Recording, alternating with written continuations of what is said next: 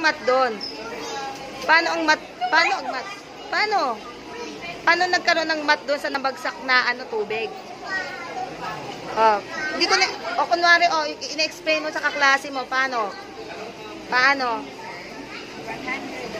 Paano nagkaroon ng mat doon sa nabagsak kaninang bote? Natapon yung tubig. Dito. Oh. Oh.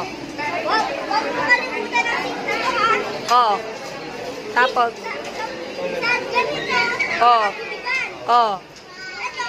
Kamay ko. Ito. Ayan. Oh, tapos. Oh. Ito. Napali ito. Oh. Ito din. Oh. Split.